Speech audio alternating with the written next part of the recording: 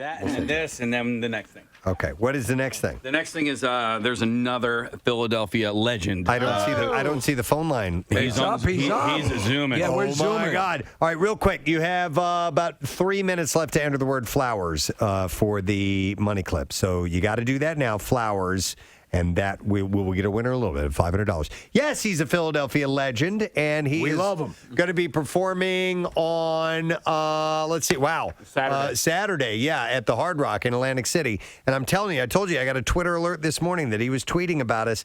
And it was ridiculously early. We hadn't even started the show. It was like 5:30 this morning. Yeah. So I don't know what he's doing up at that hour. But ladies and gentlemen, the one and only Mr. Bob Saget is joining us.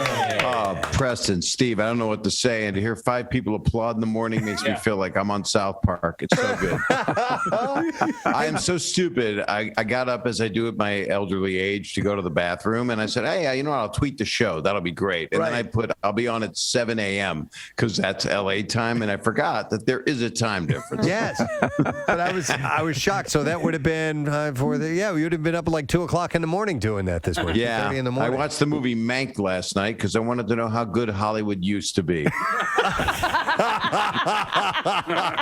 right, let me ask you, Bob. I just couldn't sleep. How are you guys doing? How are you? We're doing well.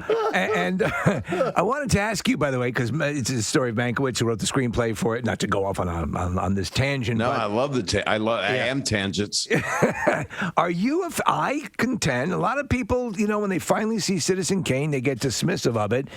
It is a masterpiece, is it not? It is worth. I believe it is. Okay, I believe it is. And it did a Saget's lot for snow globes. It was and sleds. Sleds went up. Were those the tchotchkes they sold for the? That was the merch right out in the Grauman's Chinese Theater. So all the radio stations in the area, they got snow globes and they got sleds. Snow globes and rosebud sleds. Yeah. Oh my God! I can't think of a lot of other RKO pictures except for 2 more that Orson Welles made after that. But but that has nothing to do. And you got to talk to my friend Bill Burr this morning, who is going to be where I'm going to be Saturday. He's going to be there in September, and he's one of my favorite people on the planet. Well, he was being very humble about. Casey had mentioned that he's kind of in that top. Upper echelon of he's Bob in the Saget range. Yeah, but he doesn't. I would put him higher than me, and he would also. Most people would, Bob. I was actually talking to him. He was over my house. I'm sorry, you were going to say something about Bill. No. Go ahead. Just how great he is. Yeah, no, I was just going to say, he won't. He doesn't accept that he's at that level, which is healthy, I think, for somebody in the entertainment industry, in any industry, to realize that you can always be better and so on. But he was kind of humble about that. Yes, that response. self-deprecating. But he's one of the best, man. He is one of the best, and I was there. I was on before at the Twitter Center in Camden when he had that Opie and Anthony virus set. Oh, that it's people legendary! booed. Yeah, I was standing backstage. I was standing next to Jeff Wills, the head of Live Nation Comedy. I was under the monitor and watching it. And I'm going, "This has gone great." And I said, "This is amazing. This is exactly what I would do if I was going to get booed." But I had a sweet spot in the show, like right in the middle. Yeah. So by then they got tired of booing people. It was kind of what we call herds now. It wasn't a herd. It was just booers. And he got off stage in a cold sweat. He said, "Did you see that? That was terrible." I said, "Bill, you literally just made history. That video is going to roll forever."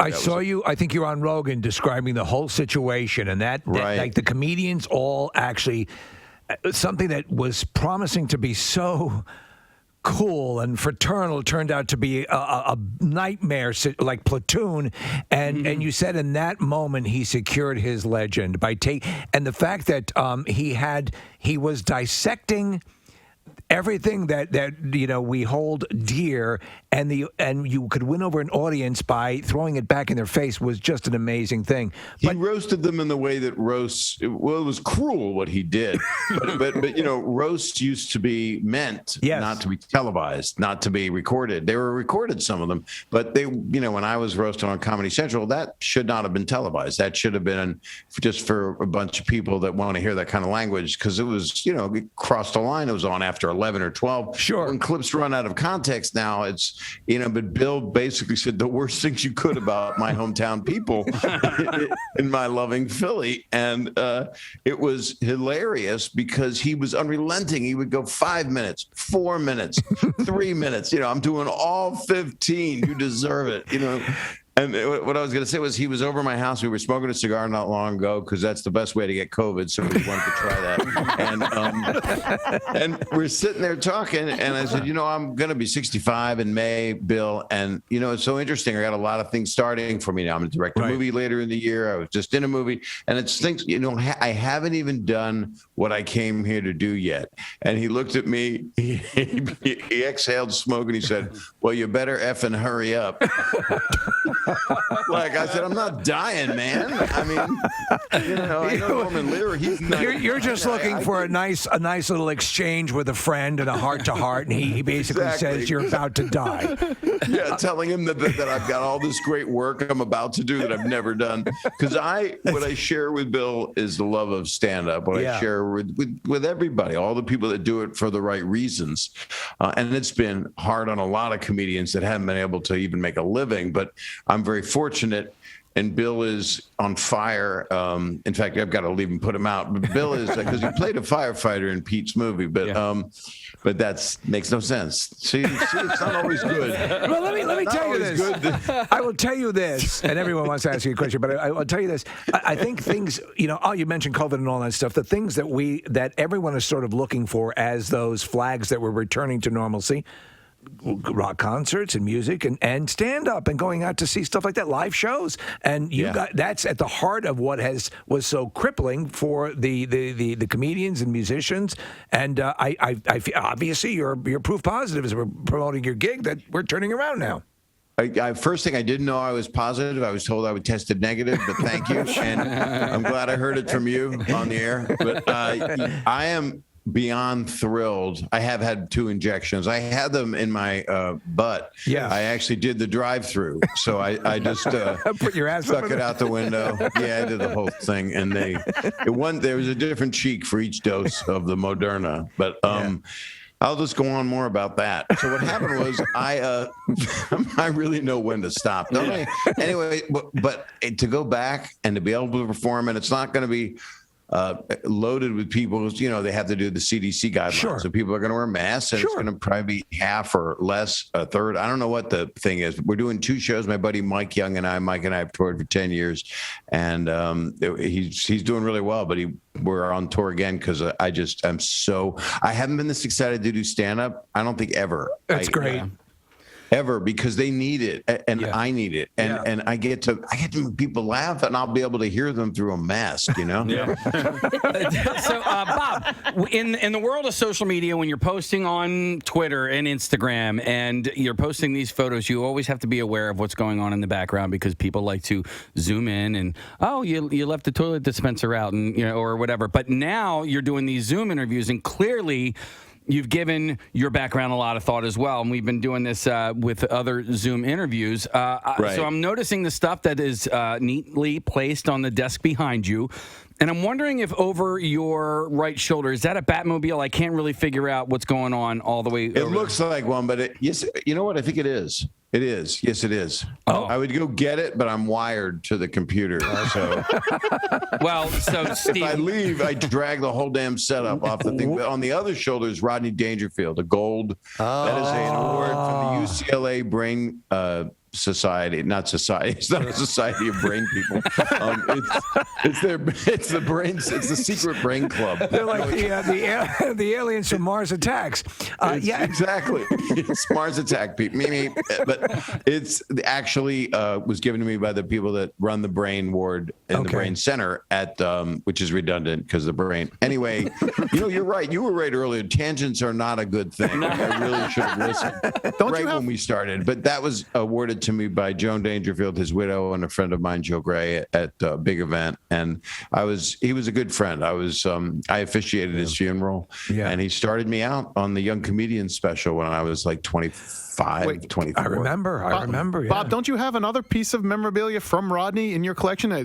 Something I do. It's in the other room. There's a study behind here, and I've got Rodney's pot pipe, and that came out on the Bill Burr, Bert Kreischer podcast, and I've got a box that he kept all of his pot in and his actual pot pipe. And I'm afraid to I got to hide just looking at it. Well, a lot of people don't know that he was a very active pot smoker, and that was his thing. And he was, you know, I wonder now, Bob, with the strains and the potency levels, how do you think he would have held up against the current crop and strains? I don't think he would have needed the brain surgery. I think literally he could have gone out a little more peaceful, because it was elective brain surgery because it was something that was going to happen to him. All right. And I'm not big on elective brain surgery, just me personally, because that's why I stopped practicing brain surgery. But he was like, man, I'll tell you, I'll smoke pot every day. I don't care who knows it. They're going to put it on my epitaph. And I'm like, I don't think you want that on your tombstone.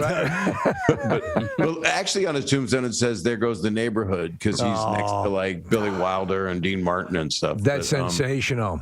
I wanted to just bring up something, because you were mentioning directing and getting onto some projects you're doing. Dirty Work was on the other night, and that you directed that, and Norm Macdonald is in it. Yep. And to me, that, and I know a lot of people feel this way, that is a cult status level movie. Do you ever get a chance? I want to marry you. I want to marry you. I am married. My wife's out of town, but if she comes back on Sunday, if we can get married right after I do the Hard Rock Saturday. It's just Norm Macdonald to me is just one of the greats, and I hold you in that rare status as well as far as what you do, but the union of you two, and it's so wrong in all the right ways. Well, it's really nice to hear you say that, and I will have something I'll be able to say in the months ahead that is damn exciting if you love that movie. All right. And it's not a flip book. You know? No, I would not be as excited. We're coming out with a Viewmaster from Dirty Work. I used to love Viewmaster. It is something that if we're doing what we're planning to do with who we're planning to do it with, it's going to be one of your favorite things that you've seen in a long time. So awesome. It's been a couple years in the making, but it would. I'm really not subtle. We know what I'm talking about. But we can't say it for legal reasons. No, I can't. But I love Norm, and when I call him and when we talk, it's just like I'll try him for like a week, or I'll text him, and then all of a sudden I'll get a phone call. Hey, Saget, why don't you ever call me? It's like, he's always the good one to blame other people. And I'm always just a total sucker for his comedy. He's one of the smartest people I've ever known that does comedy. But I got to tell you, I've been going over. I got to tell you, I'm Bob Hope's dad.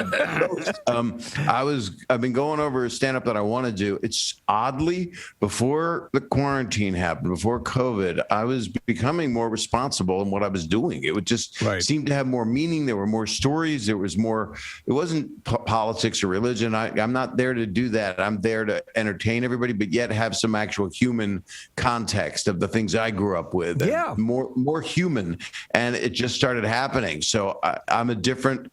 People are now just right before quarantine. They were going, "You're not as dirty as I want you to be." I'm like, I'll throw in another word for you. I don't know what to do. We change as we do this. You don't do just one speed, one thing. So, well, I think I can't wait. Just a quick observation is that your material's always been able to stand on your. I think there used to be, and for years, an initial shock that the Full House guy was for people who were unaware. I happen to be aware that you were great with that, but the material isn't predicated on the expletives. The material was always there. You're always a smart comic. Thank you for knowing that, because that's the truth. I don't know. I'm out of context, and all they do is take a scene from The Aristocrats, which can't be made or shown. But you guys started my career. Not you personally, but WMMR. Yeah. I won a radio contest when I was 17 years old. Yeah. And WMMR gave me $500. I don't know if I've talked about it on your show before. You have, yeah. Well, here it is again. Was that it? Was that at Stephen Starr's Comedy Club? Club or? Actually, that's where I really started. But before that, it was a place called Grandma Minnie's, and you guys were teenagers, and you were babies. I was a teenager. I was 17. I sang a song about bondage, and then people go, "How did the Full House dad get weird?" I don't know. When he was 17, he sang a song about bondage. Right. So, I mean, Steven Starr did a lot for my career. I was playing at a club at 3rd and Bainbridge that he owned. Okay. But I love Philly. Go ahead. Sorry. Yeah, no, I wanted to ask you about that. You're going to conduct an orchestra? That's how we know we're going to ask so that we don't talk over one another. And so that, but I wanted to ask you about Comedy Central roast because you mentioned them earlier, and they've been airing them a lot lately. And I think that they're great, but they also get cut off. In particular, there was one where Bill Hader came out as the president of Hollywood, and I don't remember if you were there at that roast. No, I've only been to one. I've actually hosted real roasts that weren't televised, like the Jack Black roast for 2,000 people in New York. Wow. That was for the Friars. So that was for charities. The other charity is Comedy Central. But please continue. So Bill Hader got cut off? I guess my question is, you probably prefer to do the ones in private because the ones on Comedy Central really are just tailor-made for TV. They're chopped up, they're edited a lot, and to me, it's not really pure comedy. It's more just about... Yeah, and mine was particularly because I had a edgy bluer stand-up because I don't know. I did an HBO special shot at NYU with 20-year-olds, so I just became a chameleon for the audience. I should have chosen a higher ground, but that's who I was as an artist. But that was particularly foul with my friends, and Stamos hosted. It had famous Cloris Leachman kiss on it. That was great. May she rest in peace. And then Gilbert, who I want to sue for the rest of my life for what he said. And unfortunately, people see that and they think if people are joking about it, it's true. That's how herd mentality works. Yeah. It's like, what? And I didn't say anything. I just sat there and eventually laughed. Sometimes there was actually, when I was doing it, Joel Gallen, the great Greg Giraldo, who I loved so much. Oh, he's one of the best. You guys loved him, right? Yep. Did you used to have him on? We had him on the show, and he's again in that. The economy of words and the execution of the concepts were just unbelievable. What a loss! So there are a few times I've been nervous when people have come into the studio. When Norm came in, Greg, because I just respected, and you, Bob, obviously, people I respect so much, and he was just great. And he really. They talk about Jeff Ross and Jeff Ross is great, but to me, pound for pound, Giraldo brought it to those roasts. Yeah, and I think Jeff would agree, and we all agree. Greg was prolific and amazing, and he said I looked like the Vlasic pickle stork sitting there with those granny glasses and that large pointy nose. So that, of course, is something that I memorized. But the point is, he shouldn't be gone. And I talked to him like 2 weeks before he passed, and he was fine. You know, it was just a horrible thing that happened, and he caved at a bad time. Yeah. And it's very, very sad. But I called him and I said, so are we going to hang out? Because we talked about it after the roast. He said, oh, yeah. I got a girl here, Bob, I want you to talk to. And he did like a Norm Macdonald prank on me. I didn't know what was happening. And a young lady gets on the phone and she goes, hello, who is this? And I said, oh, it's Bob Saget. Greg says that you wanted to talk to me, that you're apparently a fan. Why would they be a fan? I said, well, I don't know. I was on that show, Full House. I do not know that show. I do not know who you are. And then he gets back on the phone. He's laughing his head off. He was just trying to impress somebody who sounded like Natasha and Boris were at the bar. And he had no clue who anything. That's great. Although Full House played in Russia, so I think they liked it. Maybe they did. Because we were of the right demographic. That's a nice thing to say in the morning. Hi, everybody. Have a great day. But I want to come into the studio next time I'm in there when I'm playing Philly, whether I play wherever, maybe the Tower again. Is the Tower going to open up? I don't know, man. We're hoping for everything. You know this town as well as anybody, Bob, and there's just so many great venues and the amount of people who are devastated by this, just on that level, and it's not even just the performers; it's the people behind the scenes and the sound people and all that. There's been so much stuff, and we've got to do, and we're trying to do. Everybody's sort of trying to vigorously do everything they can to get everything back up and running, because the charm of this area is that you always had so many shows and comedy venues and all that stuff, and the Tower is historical. So we hope. I'm hoping a lot of theaters, a lot of us are doing clubs because you can't get into a lot of theaters. But I'm playing a bunch of theaters and a bunch of casinos. And I mean, the Hard Rock one, Live Nation called and said, we want you to be the first person to open it because we want it to be a festival that people can bring their kids to. I said, well, it's 21 and up and it's a casino. So unless you got a 15-year-old with a mustache and a fake ID, it ain't going to happen. Are you just going to be in and out to AC and then back, or are you going to be able to spend some time in Philly? I mean, it's still restricted. No, I wish I could. Yeah. I've got to come back because I'm doing a show on a rooftop in San Francisco on 420 with a bunch of stoners. Nice. With Jeff Ross and a bunch of really, really funny people and proteges and friends of Dave Chappelle. So I'm doing that. And then I go back to Irvine, California. They're opening the Irvine Improv. But again, it's like a 500-seat venue. It's going to be 190 capacity. So, but it's not a drive-in. It's not a drive-in. It's not a drive-in. And 25% becomes 50%, becomes 75%, and we get back to it. And so it happens. Getting out there, man. I can't. It's hard to explain. I know Bill must have been excited. We have the same publicist, and Bill is over the moon. Going back, did he exude that, or was he exhausted from the press? We've had longer with you than we had with him. He had to get to that quickly. He was like, I gotta go. There's another guy. I gotta call Detroit, and I'm really angry about this guy. I don't know who he is, but I don't like him. I don't think he talks like Joe Pesci. It was a good. He's literally. Please go ahead. Sorry. No. Yeah, that was spot on. But in fact, that's kind of the way he talked. But he's great. He's always been very, and with you again, let's people be reminded that you have been a participant in the Camp Out for Hunger, and you've been generous with your time and just donations and stuff like that. So you whatever you ask me to do, I will do it. I try to do everything I can to help as many people. You've been phenomenal. Yes. We appreciate I have been, and I will continue to be, even though Bill thinks I don't have long to live. Apparently, he has the best drive-in story because he said he did a drive-in, and instead of heckling, the lady drove off. He just drove off. Who was talking about that?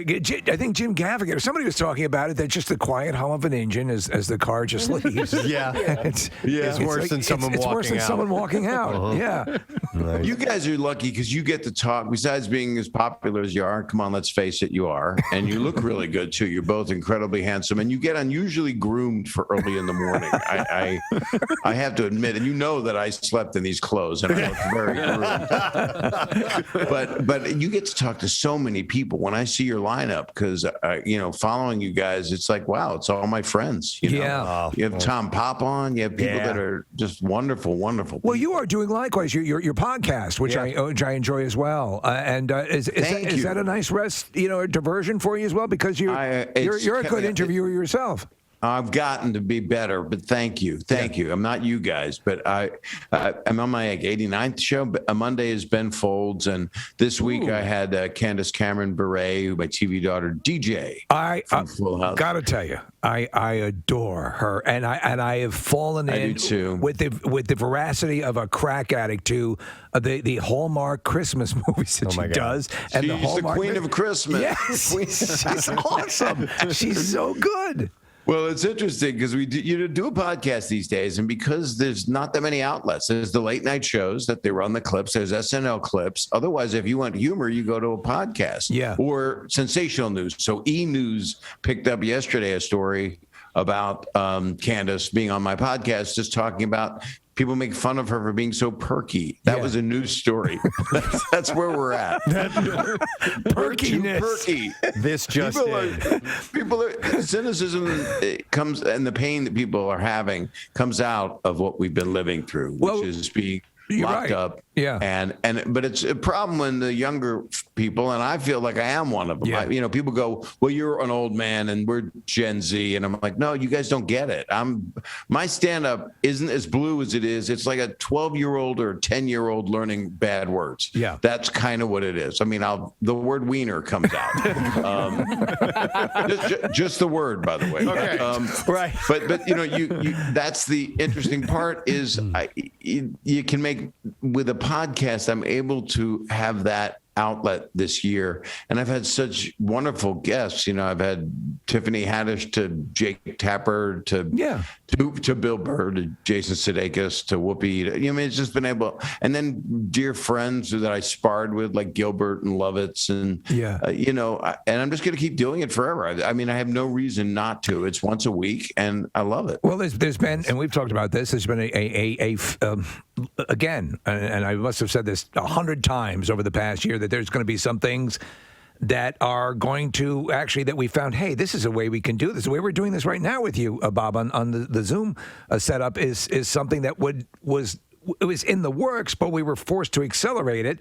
And so here we are doing that. So there are going to be some bright spots. And I think the fact that it accelerated you doing something that you're enjoying is a glass half full aspect to something that's been so profoundly unpleasant. Mm-hmm. Exactly. This would be a dial. I'd be calling you on the phone. And now you get good quality audio. I'm on a podcast mic, and I'm able to do, I did Kevin Hart's new podcast that'll be on next month. And it becomes like you're in studio talking with your friend. Right. And as you know, that's what broadcasting is. Yep. You're just being yourself and talking with your friend or a person that you feel like, oh, I'm a person too. That's right.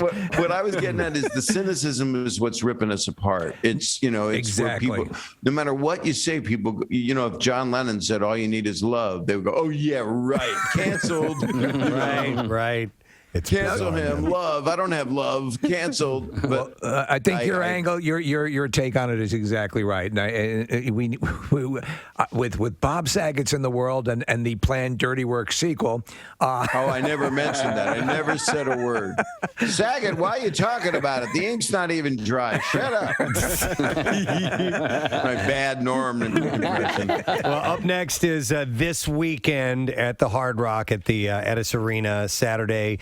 There's 2 shows, 7 and 10 p.m., and you can get the tickets at bobsaget.com, and we'll post information and make it very easy for you to do that. Bob, it is always wonderful to have you on, man. You guys are so great, and I will want to be in studio again. When I come home to Philly, I want to hang out with you guys for about 3 or 4 days. Yeah, we can do that. I was going to say all morning, but, 3 or 4 days. 3 or 4 days works. We can make that happen. Look at how groomed you are. You're going to smell good. I'm fine with it. The worst is when you show up, and you're in some New York Sirius radio station, and wow, I shouldn't have said that. No, and then, but everybody's got BO because they're a morning shock radio, and they're not. You guys are clean. We're clean. Only one of us is BO.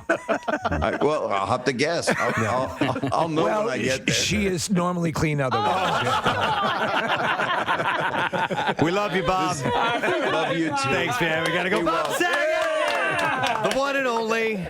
God, I love that guy. You could talk to him for hours. He's one of the most naturally funny guys that I've ever met. He's just the best. His stand-up is so freaking funny. Yep, it's sharp.